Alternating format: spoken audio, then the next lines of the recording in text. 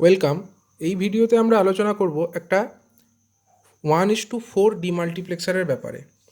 1:4 demultiplexer নাম থেকে কি বোঝা যাচ্ছে? নাম থেকে বোঝা যাচ্ছে এখানে নাম্বার অফ ইনপুট হবে একটা এবং নাম্বার অফ আউটপুট হবে চারটি। তো এখানে একটা ব্লক ডায়াগ্রাম দেখানো হয়েছে 1:4 ডিমাল্টিপ্লেক্সারের। তাতে একটাই ইনপুট, এটা হচ্ছে একটাই ইনপুট, সেটা হচ্ছে আই, এবং নাম্বার অফ আউটপুট হচ্ছে চারটি, অর্থাৎ Y0, Y1, Y2 এবং Y3।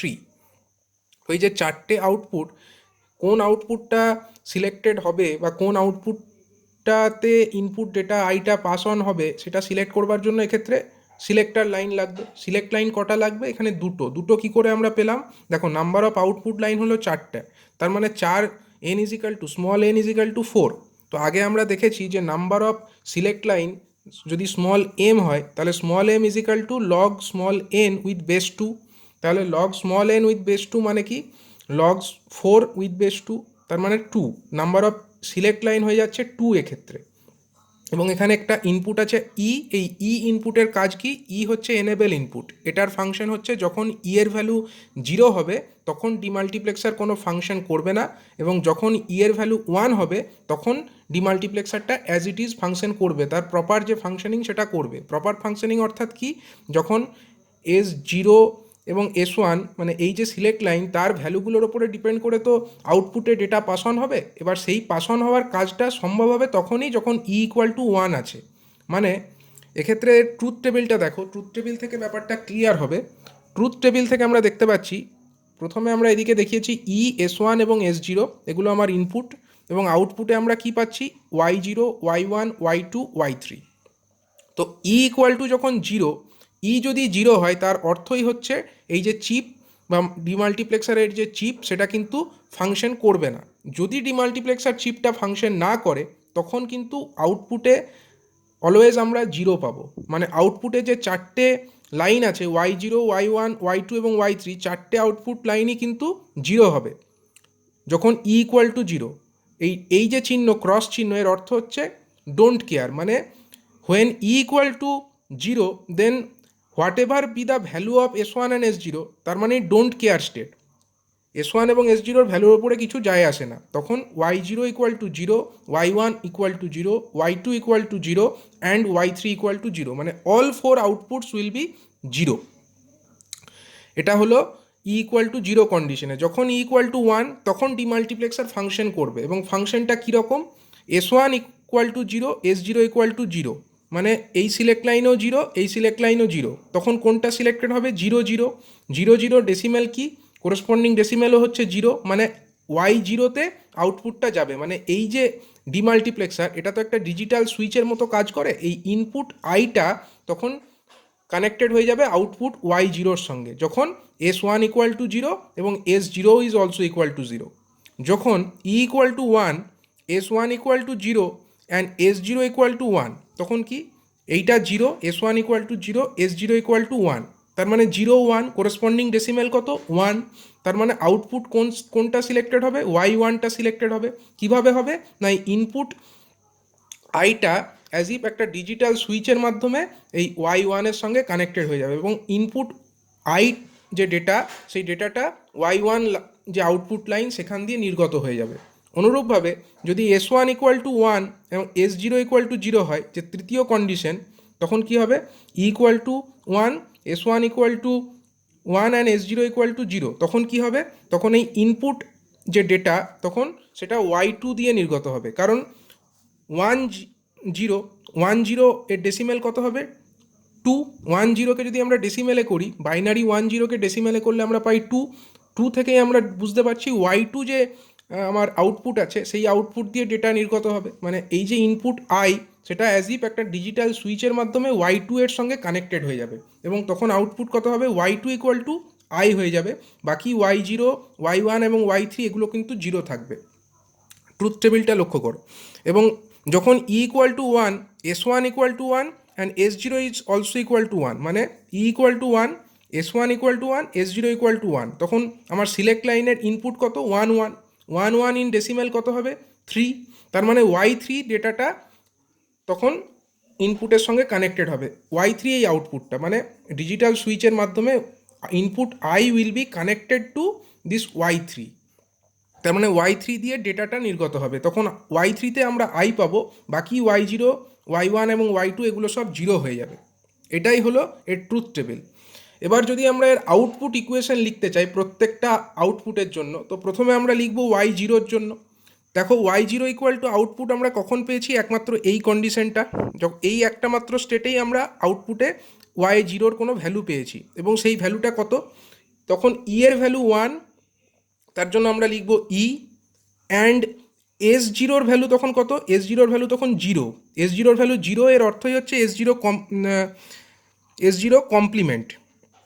বা প্রথমে আমরা এস ওয়ানটা দেখি, প্রথমে আমরা এস ওয়ান বলবো। প্রথমে ই এর ভ্যালু হচ্ছে 1, তারপরে আসছে এস ওয়ান। এস ওয়ানের ভ্যালু কত, জিরো। এস ওয়ানের ভ্যালু জিরো মানে S one complement, E and S one complement. তারপরে দেখো এস জিরোর ভ্যালু তখন কত, এস জিরোর ভ্যালু হচ্ছে জিরো, তার জন্য আমরা কি লিখবো, S zero complement and I.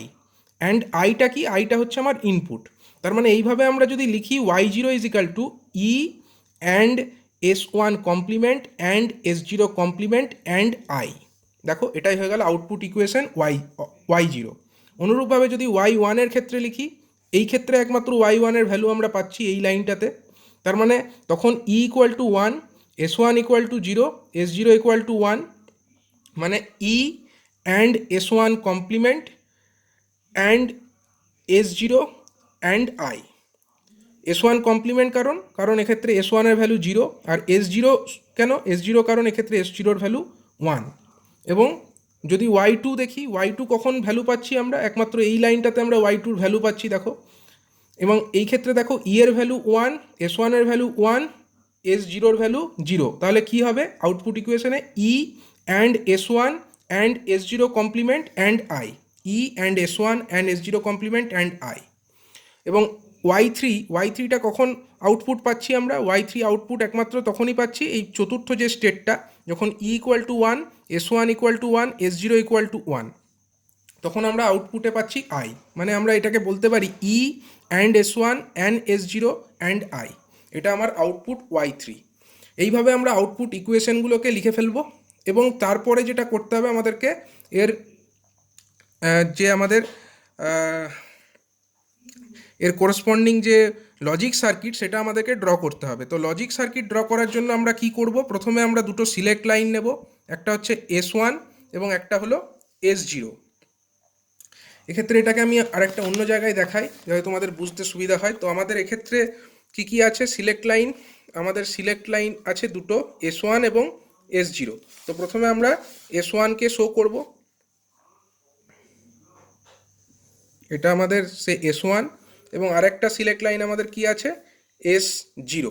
এবং যেহেতু আউটপুট ইকুয়েশন দেখো, আউটপুট ইকুয়েশনে যেহেতু এস ওয়ান কমপ্লিমেন্ট এবং এস জিরো কমপ্লিমেন্ট দুটোরই ব্যবহার আছে, তো আমাদেরকে কি করতে হবে, এস ওয়ান কমপ্লিমেন্ট এবং এস জিরো কমপ্লিমেন্টও আমাদেরকে ইউজ করতে হবে। কিভাবে করব, আমরা এস ওয়ানের পরে যদি একটা নট গেট ইউজ করি, তো আমরা এক্ষেত্রে এই নট গেটের আউটপুটে কি পাবো, এই আউটপুটে আমরা এস ওয়ান কমপ্লিমেন্ট পেয়ে যাব। এবং এই এস জিরো এর পরে যদি আমরা একটা নট গেট ইউজ করি, আমরা আউটপুটে কি পেয়ে যাব, এস জিরোর আউটপুটে আমরা এস জিরো কমপ্লিমেন্ট পেয়ে যাব। তো আমাদের এস ওয়ান কমপ্লিমেন্ট হয়ে গেল, এস জিরো কমপ্লিমেন্টও আমরা পেয়ে গেলাম। এরপরে আমাদেরকে আরও কি ইউজ করতে হবে, দেখো আমাদের চারটে আউটপুট এক্ষেত্রে আছে, Y zero, Y one, Y two এবং ওয়াই থ্রি। চারটে আউটপুটের জন্য আমাদেরকে দেখো E and S one complement and S zero complement and I, মানে চারটে ডেটা লাগছে, চারটে ডেটার মধ্যে আমাদেরকে বা চারটে ইনপুট লাগছে, তার মধ্যে আমাদেরকে অ্যান্ড অপারেশন করতে হচ্ছে। এবং এক্ষেত্রে যেহেতু চারটে টোটাল আউটপুট মানে চারটে অ্যান্ড গেট তো লাগবেই। তো আমরা চারটে অ্যান্ড গেট ফার্স্টে শো করে নেব। এটা একটা অ্যান্ড গেট, সাপোজ এটা আর একটা অ্যান্ড গেট, এটা একটা অ্যান্ড গেট, এবং এখানে আর একটা অ্যান্ড গেট দেখানো হলো। এরপরে আমাদের কি কাজ হবে, এর পরের কাজ দেখো, প্রত্যেকটা অ্যান্ড গেটেই লক্ষ্য করো ই আছে, আই আছে। ওয়াই জিরোতেও ই আই আছে, ওয়াই ওয়ানেও ই আই আছে, ওয়াই টুতেও ই আই আছে, ওয়াই থ্রিতেও ই অ্যান্ড আই কিন্তু আছে। তার মানে আমাদেরকে একটা ই বা এনেবেল ইনপুট একটা বাইরে থেকে নিতে হবে, এবং সেইটা কিন্তু চারটে অ্যান্ড গেটেই আমরা দিয়ে দেবো। চারটে অ্যান্ড গেটেই যদি আমরা একটা ইনপুট দিয়ে দিই, তো প্রথম অ্যান্ড গেট তার ইনপুটেও আমরা দিলাম, সেকেন্ড অ্যান্ড গেটের ইনপুটেও দিলাম, তৃতীয় এবং চতুর্থ অ্যান্ড গেটের ইনপুটেও দিলাম। এই অ্যান্ড গেটের আউটপুটগুলো কী হবে? একটা অ্যান্ড গেটের আউটপুট y0, একটা y1, একটা y2, একটা y3। তো অ্যান্ড গেটের আউটপুটগুলোকেও আমি চিহ্নিত করে দিচ্ছি। এটা হলো y0, এটা হয়ে গেল আমার y1, এটা হয়ে গেল y2 এবং এটা হয়ে গেল y3। এবার অ্যান্ড গেটে আর কি ইনপুট দিতে হবে? একটা আই ইনপুট দিতে হবে। তো আমরা বাইরে আর একটা ইনপুট আই ধরে নিলাম, সাপোজ একটা ইনপুট আই ধরে নিলাম। সেই ইনপুট আইটাও কিন্তু চারটে আমার যে অ্যান্ড গেট আছে, চারটে অ্যান্ড গেটেই প্রবেশ করবে।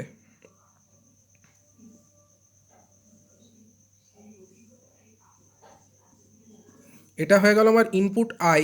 তো ইনপুট আইটা কিন্তু চারটে অ্যান্ড গেটেই আছে। তো প্রথম অ্যান্ড গেটেও দিয়ে দিলাম, দ্বিতীয়টাতেও দিলাম, তৃতীয় অ্যান্ড গেটেও দিলাম, চতুর্থ অ্যান্ড গেটেও আমরা এই আইকে প্রবেশ করালাম। এবার দেখো y0 সমান আমরা কি পেয়েছিলাম? ই অ্যান্ড আই, এটা তো আমরা করে ফেলেছি। এরপরে আমাদেরকে আরও অ্যান্ড করতে হবে S1 complement and S0 complement. সেটা কিভাবে হবে? S1 কমপ্লিমেন্ট আমরা এখান থেকে পেয়ে যাব। এখানে দেখো S1 কমপ্লিমেন্ট আছে, তো সেই S1 কমপ্লিমেন্ট আমরা নিয়ে গিয়ে এই অ্যান্ড গেটের ভেতরে যদি দিয়ে দিই, তো আমরা পেয়ে যাব S1 কমপ্লিমেন্ট। অনুরূপভাবে S0 কমপ্লিমেন্টও আমরা এখান থেকে যদি নিয়ে নিই, S0 কমপ্লিমেন্টও ঢুকে গেল। তার মানে এই অ্যান্ড গেটের ভেতরে কী কী ঢুকলো? একটা ই, এটা হয়ে গেল ই, একটা হয়ে গেল S1 কমপ্লিমেন্ট, একটা S0 কমপ্লিমেন্ট আর একটা আই। এইভাবে চারটে ইনপুট ঢুকে গেল অ্যান্ড গেটে এবং আউটপুটে আমরা ওয়াই পেয়ে গেলাম। ওয়াই এর হয়ে গেল কমপ্লিট। দ্বিতীয়ত আসছে আমার y1 এর ক্ষেত্রে কি আছে? ই অ্যান্ড আই তো করে ফেলেছি আগেই। এরপরে থাকছে S1 কমপ্লিমেন্ট অ্যান্ড S0। তো S1 কমপ্লিমেন্টটা আমরা কোথা থেকে পাবো? S1 কমপ্লিমেন্ট এইখানে,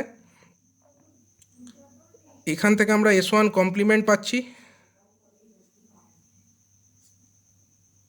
S1 কমপ্লিমেন্ট আর একটা থাকে S0 আমরা এক্ষেত্রে এখান থেকে পাবো। এটা হয়ে গেল S0 জায়গা। S0 আমরা চারটে ইনপুট দিয়ে দিলাম, একটা হলো ই, একটা হলো S1 কমপ্লিমেন্ট, একটা S0 আর একটা আই। তাহলে আউটপুটে আমরা ওয়াই পেয়ে গেলাম। একইভাবে যদি আমরা y2 দেখি, ওয়াই কি আছে? y2তে ই অ্যান্ড আই এটা আগে করা আছে। এরপরে করতে হবে S1 অ্যান্ড S0 কমপ্লিমেন্ট, মানে S1কে নিতে হবে আর S0 কমপ্লিমেন্টকে নিতে হবে। তো S1কে আমরা এক্ষেত্রে এখান থেকে নেব। এক্ষেত্রে আমরা S1 এখান থেকে নিলাম, এটা S1,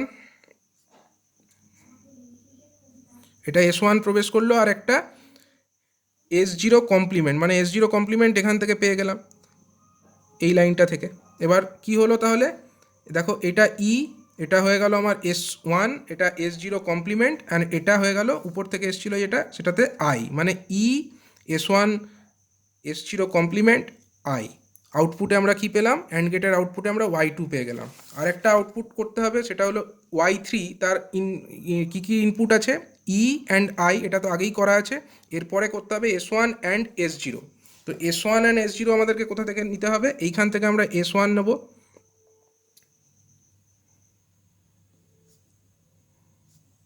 এক্ষেত্রে আমরা এখান থেকে S1 নিলাম আর এক্ষেত্রে এখান থেকে আমরা নিয়ে নিলাম S0।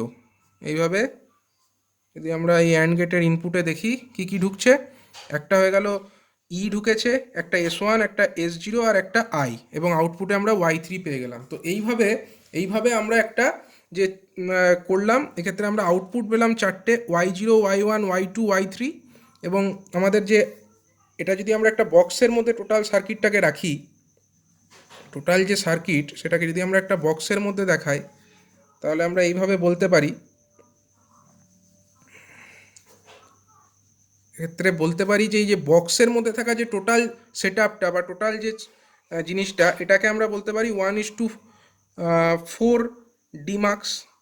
1:4 ডিমাক্সের এটা হচ্ছে ইন্টারনাল সার্কিট। 1:4 ডিমাক্সে দেখো 1:4 ডিমাক্স থেকে কটা সিলেক্ট লাইন থাকবে? সিলেক্ট লাইন থাকবে আমার দুটো, S1 অ্যান্ড S0। একটা ইনপুট আই, এটা বাইরে থাকবে, এবং এই ই অর্থাৎ এনেবেল যে ইনপুট সেইটাও চিপের বাইরে থাকবে, এবং চিপের বাইরে আরও কি থাকবে? চারটে output line, y0, y1, y2, y3। মানে একটা ইনপুট লাইন, চারটে আউটপুট লাইন, দুটো সিলেক্ট লাইন এবং একটা এনেবেল ইনপুট। তার মানে টোটাল আমার বাইরে যা যা থাকার সেটা আমরা দেখিয়ে দিলাম। এবং এই যে ভেতরের যে জিনিসটা বা ভেতরের যে সার্কিটটা, এটা হচ্ছে একটা 1:4 ডিমাক্স বা ডিমাল্টিপ্লেক্সারের ইন্টারনাল সার্কিট। এটা চিপের মধ্যে থাকে।